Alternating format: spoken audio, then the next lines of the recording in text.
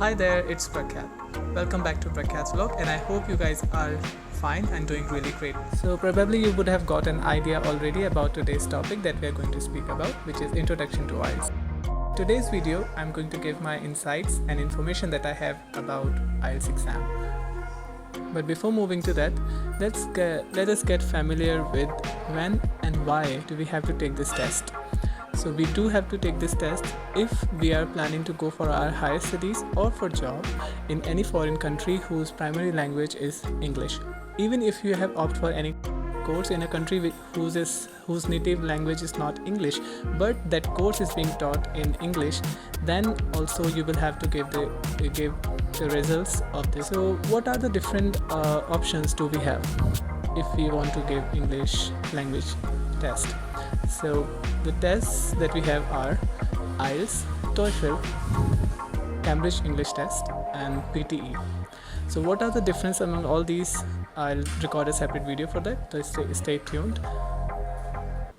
But FYI, IELTS is International English Language Testing System, TOEFL is Test of English as Foreign Language, PTE is Pearson Testing of English, and then Cambridge English Test is CET. You can opt any of these tests that you want to give for proving your proficiency with this language whenever you are opting for any higher studies or when you are going for job in English speaking country. So the people who are from non-English native speaker, those who are not English native speakers, they have to give this test. And now what are these countries who do not have to give the test? The countries that do not require to prove their English proficiency are 6 countries: USA, Canada, Republic of Ireland, United Kingdom, Australia and New Zealand. So if you are from any of these countries, you do not have to give any English proficiency test to prove your proficiency with English language.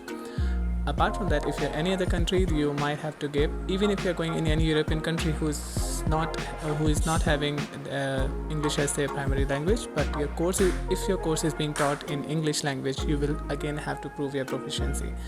Not just for English, any language. If in Europe, for example, if you're going Spain or Germany for your higher studies, so you'll have to prove your proficiency with German language as well, or Spanish as well. So now let's get back to our topic, which is Introduction to IELTS. So as I mentioned, IELTS is International English Language Testing System, which English proficiency, by the way, it is just a testing system which tests your proficiency with the language. You will not pass the exam, you will not fail the exam.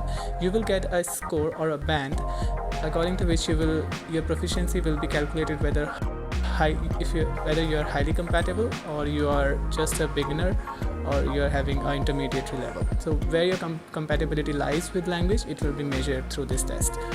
So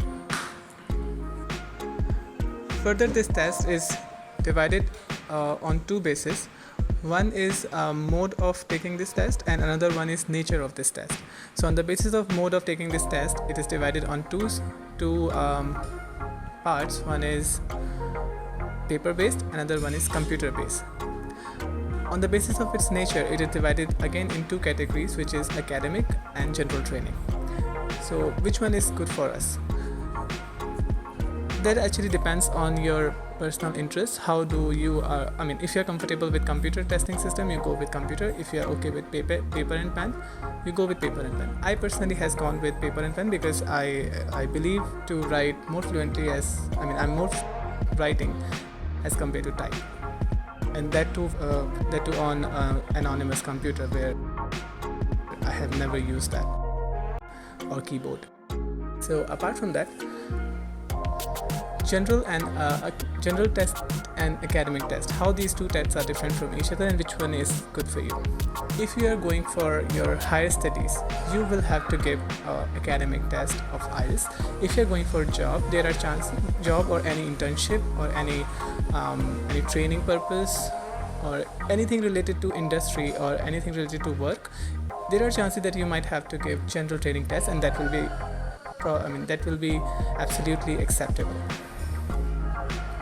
But even if you have given, suppose if you have given general test for your IELTS and you are going for your higher studies, there are chances that your general test will not be accepted But if you have given academic test, that test will be accepted in your higher studies plus in your work, for your work related things also.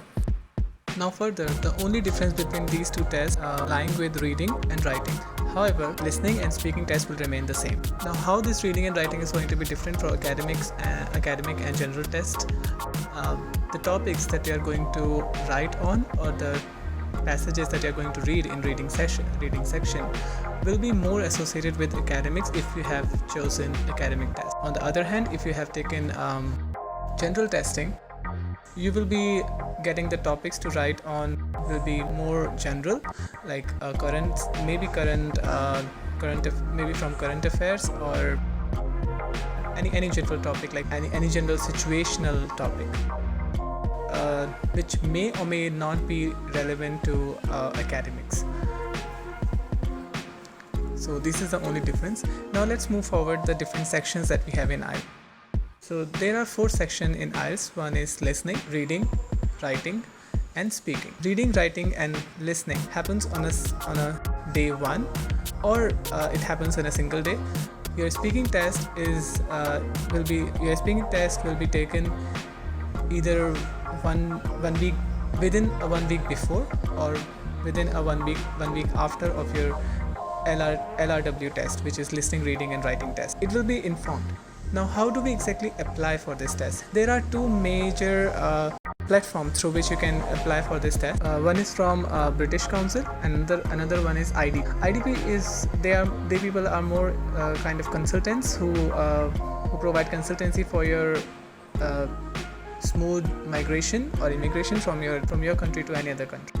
And British Council is the international body which conducts this test, which arranges this question papers and which takes your test and provide you results or your band. So if you want to see how to apply that, I have taken from British Council, so I'll show you how to do it. It is very simple, but since it's gonna be a long video, so I'll got that in a separate video, like how to book your test. So now there are few tips that I would like to give you when you are thinking to give your IELTS, which is very essential to know, which I realized after giving the test, and I hope you won't make the same mistakes. See, IELTS test is not easy, I'm telling you.